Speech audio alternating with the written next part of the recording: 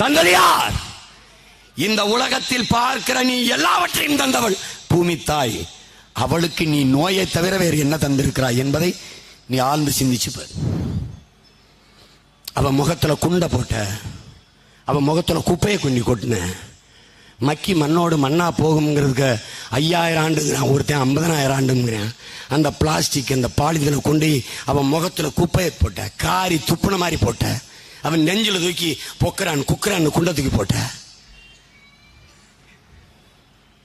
எல்லை பிடிக்கிற சண்டையில எத்தனை கோடி மக்களை கொண்டிருக்காங்க. கொடுமைங்க.